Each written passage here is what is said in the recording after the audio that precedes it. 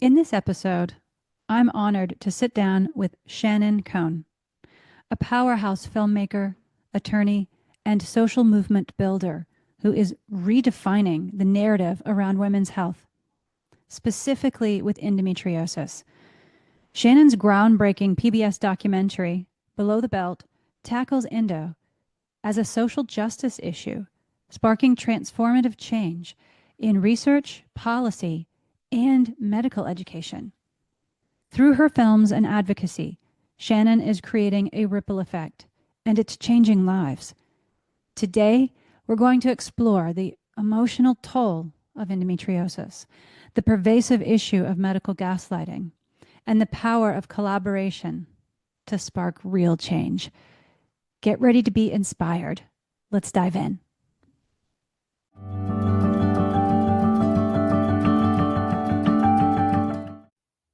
Hello, everyone, and welcome back. I am super excited to welcome back to the podcast today, Shannon Cohn. Cue the sparkles and the glitter. I can't help it. I'm so excited to have you here. Thank you so much for being here. Of course. It's an honor. Yeah. So for all of you listening, if you haven't listened to the first round when Shannon came on the podcast, do take some time to go back and listen to that.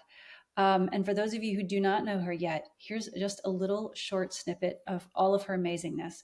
Shannon is a filmmaker, also an attorney, if you didn't know, and quite the social movement builder. She has worked across multiple continents concerning gender equity and health. Her new PBS documentary, Below the Belt, which moved me to tears again and again and again when I watched it, was executive produced by Hillary Clinton, Senator Orrin Hatch, and Rosario Dawson. And it approaches women's health and specifically endometriosis as a social justice issue. And that should hit us all just like right to the core, right to the soul. Shannon's films are catalyzing tools for multifaceted social impact plans that create meaningful changes in women's health. Long overdue.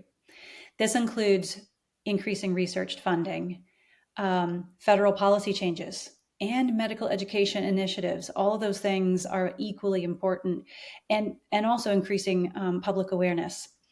Shannon recently co-taught a bioethics class at Harvard Medical School in 2023, utilizing Below the Belt. And the film has been screened at over 20 medical schools, including Stanford, Columbia, et cetera, and many universities around the world. Shannon's previous film, Endo What, was called The First Step in a Plan for Change by Newsweek and Film of the Year by The Guardian. Before Shannon was a filmmaker, she practiced international law and was part of the team that prosecuted the Enron Corporation in the largest white-collar crime investigation in FBI history. Whoa. All right. Welcome, Shannon. Hi. Thank you. Okay. So in our first chat together, we talked about your inspiration, your own journey with endo and where that came from.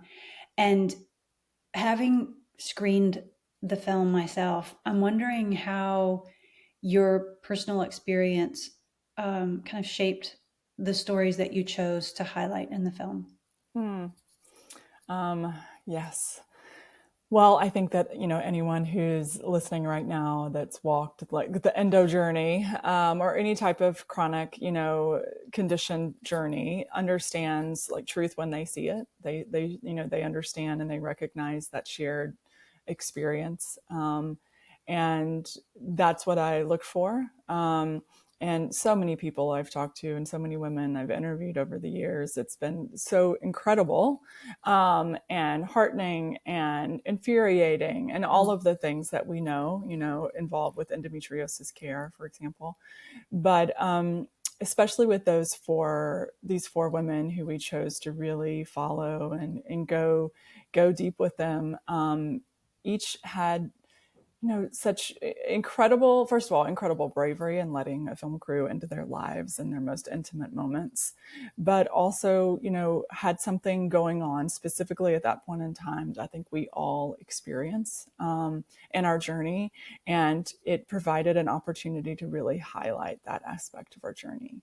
With Jenna, who is an RN, it was really about being believed, and going into frontline providers' offices or the emergency room and communicating symptoms and, not getting a satisfactory response, or realizing that maybe when they took their male partner or someone else with them, that they were listened to, differently. Mm-hmm. And how, a lot of times female pain, like pain, and symptoms are maybe minimized or dismissed in a way that really comes to light when we have, someone else in the room with us. With Emily, it was really about being an adolescent and how confusing and scary that is when you're so young and in your youth, in a position of, disempowerment, and understanding, well, wait a second, adults actually don't have all the answers, but what does that mean for me? When we have this confusing disease, where treatment, protocols are not, clear. And with Laura, it was really about finding expert care and what that is, the toll that takes on someone and their relationships and the choices they make with their job and their career, and how endo impacts all of that. And finally, with Kyung, it was really about fertility and how we all have all these plans for our lives about how things will develop. But I think we also all know that things don't actually, rarely work out that way, no matter what it is. But what does it mean when it's endometriosis that throws you that curveball and your fertility is compromised? So, yes, such gratitude to the four of them for trusting us with their stories and their caregivers. And it was such an honor, really. Yeah, when you told each of their stories again in these short snippets, I was reliving the emotions that I felt as I watched the film for the first time. And I didn't tell you this the first time we interviewed because I don't think I actually had a formal diagnosis yet. But the first time I watched the film, I didn't. And I was sitting there watching their stories and feeling some of those same feelings of when I was 16 and the whole issue started. But then because of where I lived and low health literacy of, providers and of the people who are trying to do their best around me, it was all swept under the rug, and all the way through the fertility journey of the 20s and 30s and until now. And so I didn't get to say the first time around that I actually didn't get a formal diagnosis until last year. So it took my whole life, essentially. A lot of women say it was 20, it was 30, it was 40 years. I had lived their stories through, an entire lifetime just to finally get to a breaking point of being in the ER and going in and going, look, I know this is probably endometriosis, so don't gaslight me. I just want to know that it's not catastrophic. I don't want your pain meds. Just make sure it's not catastrophic. And it's horrible that you have to get to that situation where, even as a healthcare provider and going through training and everything, you can still get medically gaslit, and there's a certain level of medical misogyny that goes with that. And, research dollars being held and not used, on women's research, et cetera. So, your film had such a massive impact on me. So it's such a huge emotional heaviness too, at the same time, that I'm wondering, I have all these feelings, right? How do you take care of yourself when you're dealing with such a heavy subject matter? Well, first, thank you for sharing that. Yeah. Secondly, I think it's the way that we all try to take care of ourselves, like really trying to create space for ourselves. Sometimes, some days it's easier than others. Some moments, it literally is moment to moment. Sometimes when someone asks, how are you doing? Yeah. I could say great one moment. And then an hour later, something physically hits or emotionally hits or, stress, and something we all kind of manage. But it has forced me, I think, and to be more intentional about creating that space. and making sure I have time to rest, for example, in between travel, because we've been traveling so much with the release of the film. And then, yes, emotionally too. And also, like, I have endometriosis, I still deal with symptoms. It's a lot better than it has been in the past, but I still have them.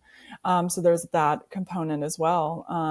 As you can understand, when we have like the micro level, like our own, individual journey with the disease, but we're trying to advocate or we're trying to work in this field in some way. It's daunting, and I will say some days are easier than others, but it's like some days I take a baby step forward and then rest. And then other days I do feel like taking a few leaps, but the idea is to keep, at least leaning forward, so that I can keep going in the right direction. So, Yeah. I have utilized and really appreciated a lot of colleagues' work. Like, I think it's Kristen Neff's work on self-compassion. Mm-hmm. Being gentle with yourself on the days that you need that, but also realizing that, not every day is going to be a day where I'm going to feel like, or we're going to feel like a 2-mile run or a 2-mile walk or a 4-mile hike or whatever. And realizing that's okay. And, I think part of that is also our chronic and persistent and pervasive grind and hustle culture, too. So there's multiple cultural influences layered in that we have to delayer as women and people with endo. Yeah, I think I'm constantly fighting against that, or like the guilt of I'm not super productive or whatever that means, Oh a certain day or morning. And I think as I've gotten older, I've kind of given myself a bit more grace in that department. It took a while, but now over time, and my body just finally saying, listen, I can't do it, like, we can only go so far. I can only take you so far in this condition. So, I guess with some maturity and just some hard learned lessons, I've learned this idea of self-compassion as well. And I'm so grateful. I'm so grateful that I am accepting that and giving myself that space when needed. Yeah. And I think that it inspires me to be able to hear women with endo and people talk about this, because I know that then we are able to empower the next generation to learn this stuff a few decades earlier. Yes. Right?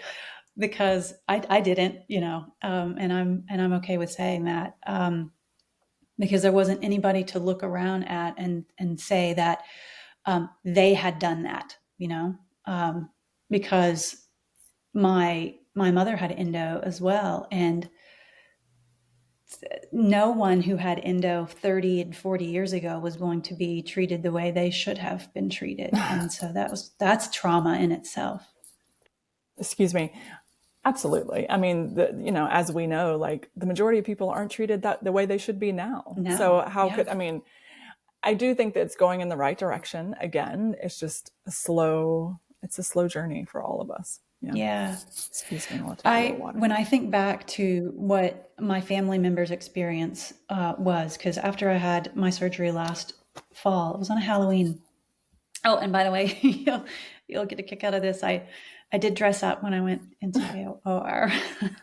That's great. Yeah, I found a Superwoman costume. Nice. So I love it. I thought, hey, I made it this far. I'd at least deserve to put it on, Absolutely, before everything gets all cleaned up. But after that, several family members came out of the woodwork and was like, oh, I had endo, I had a hysterectomy, things that we know actually don't treat endometriosis, AKA hysterectomies, right? And so I think about the medical gaslighting that they must have endured, and how even today, when they talk about their experience, it's, oh, I got treated. Yes, I got treated. I had a hysterectomy, right? Yeah. And yeah. Is there anything like that surprised you along the way, like challenged your own understanding of like patient-provider dynamics? Because when I listen to their story, I want to like jump right in and clear up all the misconceptions and no, excision is gold standard, et cetera. But is there anything along the way that just kind of surprised you and challenged your understanding of the medical gaslighting experience? I think that something that infuriates me the most is that when patients go to providers and the providers don't actually know, but they don't give like the next step. It's just kind of like, these are the options or nothing, and it's just kind of like, so Yeah. the patient isn't given a way out of that doctor's office. You know what I mean? Like, it's Mm-hmm. like, this is it. Your options are A, B, and C, or I can't help you. Yeah. That's really difficult, because I think all providers should say, these are the options I'm able to give you, and if none of those work, then let me help you find someone who can give you more options. And I wish that that's the way healthcare worked, and especially with endometriosis, so that, for example, primary care providers or OBGYNs, when they realize that someone with endometriosis and chronic issues is presented to them, they don't try to fix it with their limited toolbox. And not because they're not qualified, they're not like capable, practitioners. They just don't have those tools in the toolbox that they need to actually meet that patient's needs. So I hope that we can get to a spot where then they can feel comfortable saying, you know what, I can do a lot of things, but I don't think I can help you, but let's try to find you someone who can. Yeah. That's where I'm really focused on going next, I hope. Yeah. Yeah. That completely resonates with me. And when I take a step back, and look at like pelvic health for women in general, I think what you just said is a giant red flag. It's for us to recognize for any aspect of our care. For example, I had someone come in and it was the whole mistreatment in menopause, where they said, this is the only way and it's this or nothing, right? Mm-hmm. Which is an all or nothing binary approach, which should be a red flag to, well, any provider, not just women's health, but particularly in women's health, when they go, oh, it's a hysterectomy or nothing. Yeah. It's this mode of hormone therapy or nothing. It never is. That rigidity that they're providing as a healthcare provider is exactly what's wrong with the system. So I think that's really important, and even more so in endometriosis, Mm-hmm. because there's that, such a shortage of a lack of education there and awareness that endometriosis should be even on the list of diagnoses to be considered. Right. Yeah. Yeah. And that kind of leads us back to, two things that I wanted to point out of that, because women with endometriosis also are eventually going to be in perimenopause, menopause, and postmenopause. And there's also a lot of misconceptions out there about what should be done or shouldn't be done about, hormone therapies, since endometriosis can be driven by estrogen. So if you're listening and that's you, and you've been told that um, endometriosis is going to get better as you go through menopause, okay, that's not true. And or that you shouldn't be on any kind of hormone therapy because you have endo, also not true. I encourage you to seek out those providers. Throw us a comment, on YouTube or wherever you're listening to this, whether you're watching the film version or you're listening to this through a podcast, so that we can point you in the right direction to get that care. Because any provider that tells you it's their way or the highway is more than likely wrong. Mm-hmm. Yeah. So I know you've probably heard and you've talked about, your amazing work, your advocacy work, your film. You have traveled all over the place. I can't even imagine all the interviews, all the things that you've done. What kind of stories inspire ideas for new projects for you? Yeah, Yeah. I mean, honestly, there's so many stories that need to be told. I mean, I can't imagine. Yeah, it's not, there's certainly not a dearth of like worthy stories. I think we all have a story to tell, and multiple stories to tell. yeah, Um, yeah, I don't know. I mean, a lot of times, it's just kind of like, naturally happens. And like, with, I think, a lot of filmmakers, I can put on my filmmaker hat right now. It's really about finding a story that feels true and authentic and is important to you, because the truth of the matter is, like, being a filmmaker, especially independent filmmaker like I am, I'm not backed by like Hollywood studios, and no action movies in my future or anything like that. So, but you have to be passionate about the material. You have to just have this drive and this conviction within you that those stories need to be told, and told in a big way. Because if you don't have it, I mean, I think so many stories, I think, get, kind of left by the wayside. And it's not because they're not worthy. It's just, we are all human, and we only can do so much. So a lot of times, it's the stories that someone is personally affected by, that get told. I see that so often, especially in women's health or health, health documentaries. If you dig into those, a lot of times the filmmakers behind those are personally affected, or love someone, or care about someone who's personally affected. And that's not, by the way, like just limited to filmmaking. That's with policy agendas, and why certain Congress people care more about one issue than others, because a lot of times, time and time again, they're personally affected by the issue. Mm-hmm. So they become champions for that issue. Or healthcare providers or journalists. So many, we are driven by our personal experience, because that's when we know that something is important, because we've seen the injustice around it, or we've seen the inequity at play, in the real world, in real time. And we feel like then we can speak to it. And I think the key is then accepting that and saying, wait, I am qualified to speak to this because I have this lived experience, and not being hesitant to share, or not feeling like, oh, well, I can't do this, someone else can do this better. No, but really saying, like, no, I can do this too, because this is my truth. This is what I've experienced. So I encourage, when I do screenings and do Q&As and panels and stuff, I try to encourage, whichever audience, I'm with, to say, like, bring what you can to the table, to this journey, to create progress. It could be your professional capacity and what, your training is, your experience. It could be your voice, and your lived experience, and just sharing your story. There's not one way to help move this forward in the right direction. And I think that's, left to the person to kind of figure out, but to realize that you are the expert on your own story, and, find your voice. Oh my gosh. Thank you for saying that. So many people, specifically women, need to hear that every day, because of the medical gaslighting that they have experienced, feel like not only are they not being heard, but they actually don't matter. And just to hear you voice that your story has power and your story matters, needs to be repeated again and again until it gets down in our hearts and we realize that we can do something with it, just like you have. Yeah. Yeah. Mm-hmm. So if in all the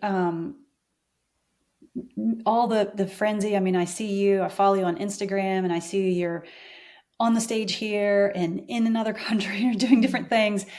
Where do you see, I'm super curious about this, the specific institutions, like sectors, like healthcare, media, education, like where do you see awareness finally really taking hold, or feel like the potential is there for that? I think it's going to take all of them. I think, all the sectors have to move forward together, and it's a concerted and collaborative effort, and that's why with the Impact campaign, that we're doing is really about using Below the Belt and Endo What as tools to create change. They tell stories, and the idea is we start with those, we tell the stories, we reach hearts, and then we can reach minds with actionable, initiatives and change. So, I mean, with media, I think that it's important to be telling, the story around Below the Belt, and story of, endometriosis, and sharing, accurate data and information, so that women can, take the data and, use it as a base of knowledge, then go take control of their health. I think that's really key. And then to also just, inform the mainstream, inform the general public about endometriosis, so that they know about this condition called endometriosis that is actually so pervasive and makes such an impact on people's lives. I always say, like, endometriosis, whether you realize it or not. Whether you realize it or not, and love someone who has endometriosis, so you should care about it.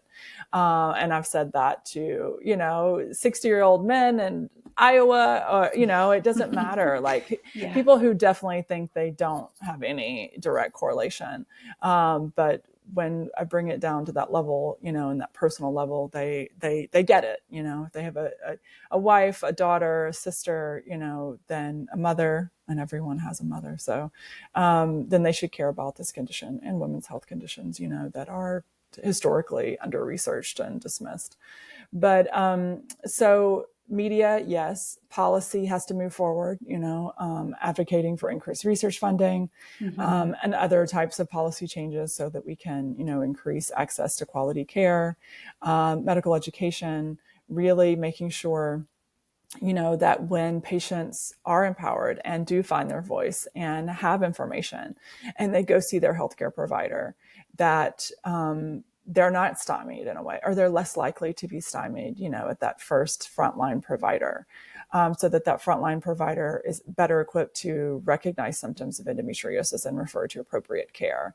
And that's a lot of what we're focusing on, like with the School Nurse Initiative, which we launched several years ago, and we've reached excuse me, several thousand school nurses in the United States, in partnership with Northeastern University School Health Academy, who gives CNE credit for every nurse who reviews the toolkit. They can watch below the belt and access a lot of free materials for their school nurse infirmary, which is amazing. which has been really great and gratifying. Yeah. And we're seeing incredible response from that and recognizing the need.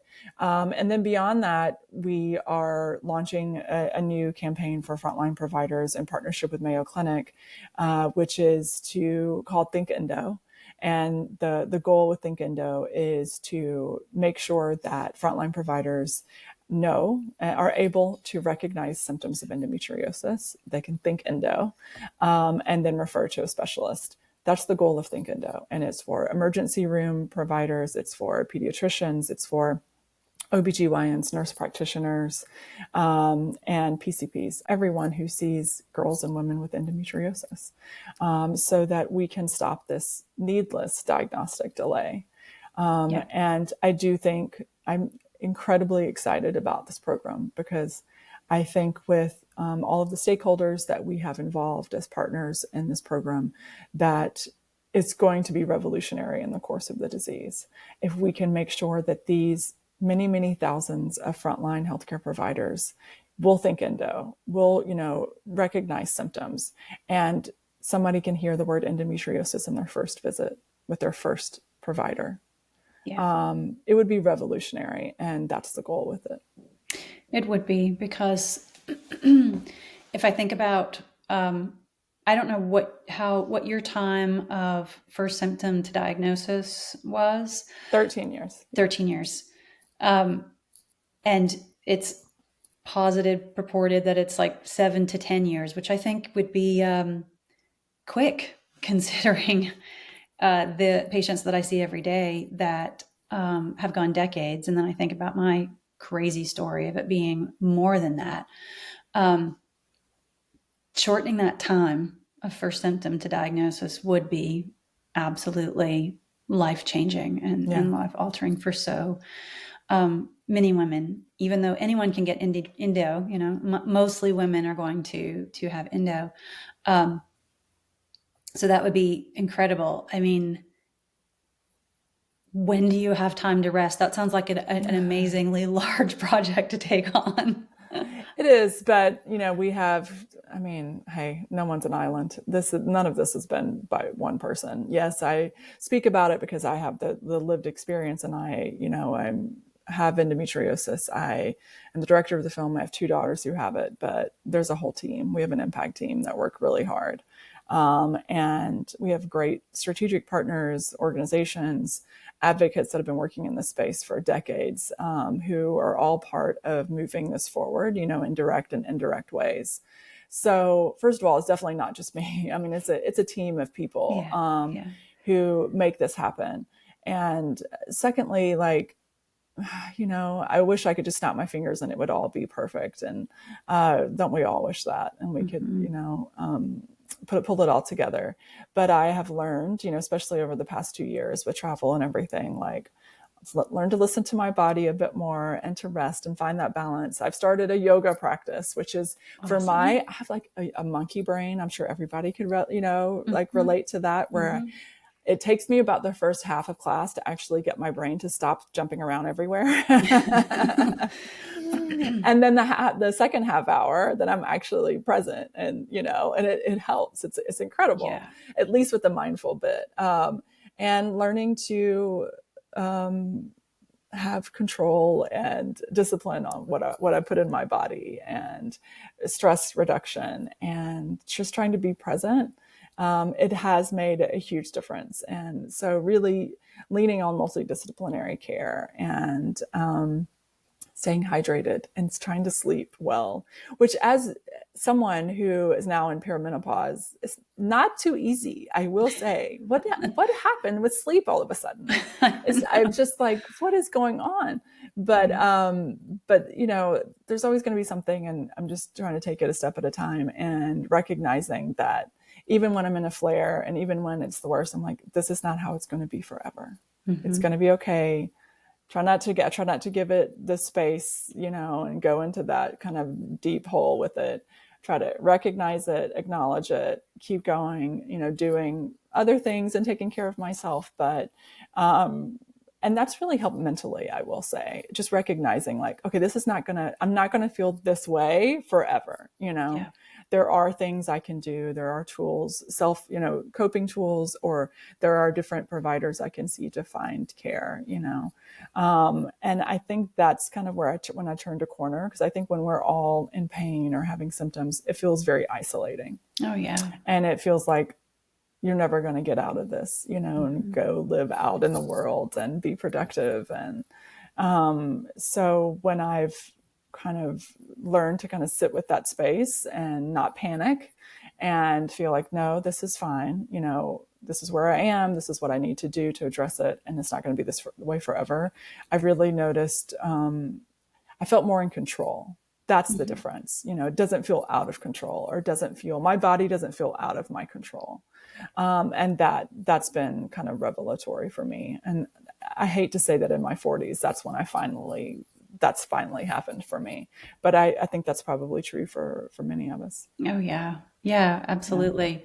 I mean, as I am like stepping firmly into the 50s and post menopausal on the other side with endo, like all the fun things, just throw them all together. Yeah. Um, I realized that the things that we think come easy and that we take for granted, like laying our head on a pillow at night and going to sleep, Yeah. learning like what the science is behind that and how to improve those things, which like can boil down to lifestyle medicine, like those pillars, like you just basically listed all of them, of what we put in our bodies, how we hydrate, who we hang around, the therapies we use on ourselves.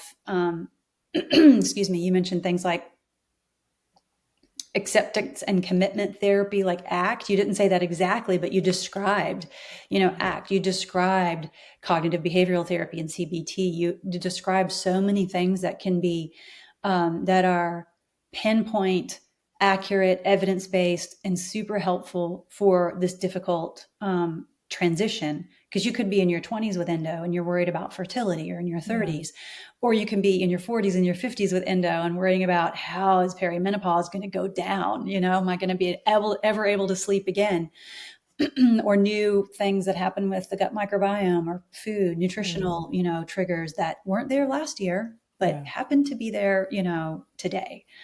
Um, the good news is there are treatments for that. There are definitive, both short and long game, care interventions that are well supported by the literature. So I hope that, in listening to this, that you come away feeling, everyone feels hopeful, that it doesn't have to feel so isolating and alone, that there are many, many and low cost ways too, which is, I think, another aspect of research. If we're improving surgical access to care, of expert excision, which is a huge deal, then improving awareness that there's access to high quality care that is low cost too is also important. Yeah. So, okay. So we talked about your new project, Think Endo, which I am like over the moon to hear about.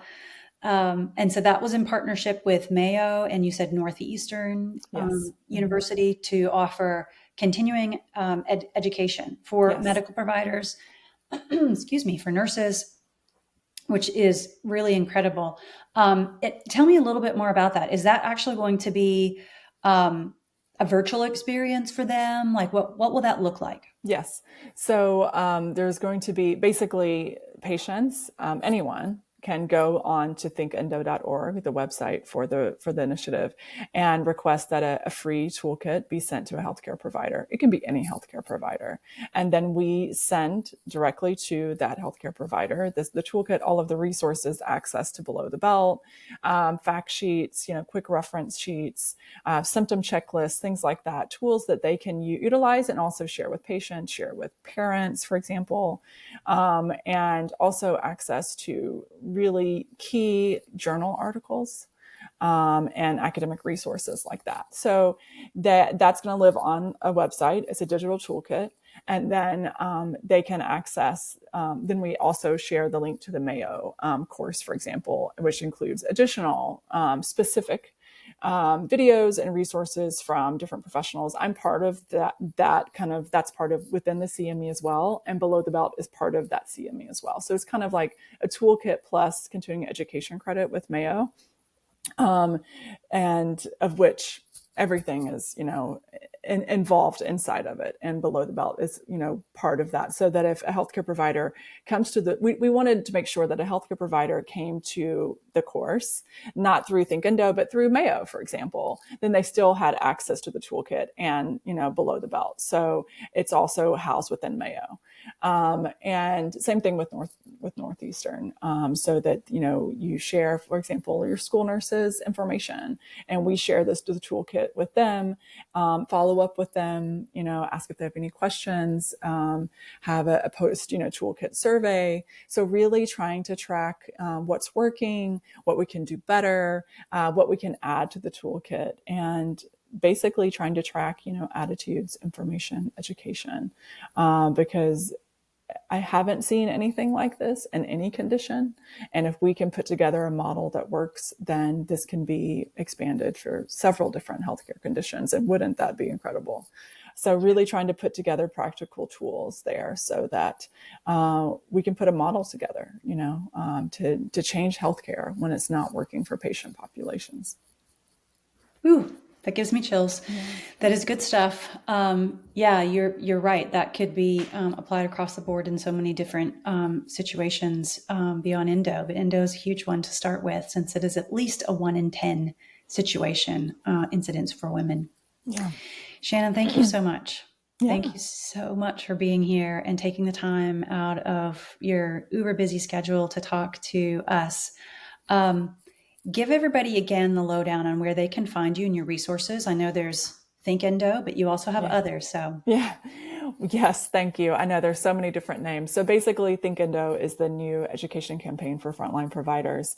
If they want to go to the organization website, it's actually Project Endo. We've just rebranded, really just because we've had so many different. There's Below the Belt. There's Endo What. There's so many different. Those are the two films. Project Endo is basically the hub for going to learn about the organizational work that we're doing. And it includes links to the films, so Endo What and Below the Belt, and now it will include a link to Think Endo. So I would say the best place to start is projectendo.org, which is, get you started on all the information you need to learn about endometriosis, but also the work that we're doing. All right, everybody, go right over to projectendo.org. And I had to save the best for last, which is that chair that you're sitting in. If you're listening and not watching, it is a beautiful color for endo awareness, gold. Shannon is sitting in this amazing gold wingback chair. And I said, this is perfect. This is perfect. I love that chair. Thank you. Yes, I do too. It's very comfortable. Thank you very much. It's an honor to be here. Thank you.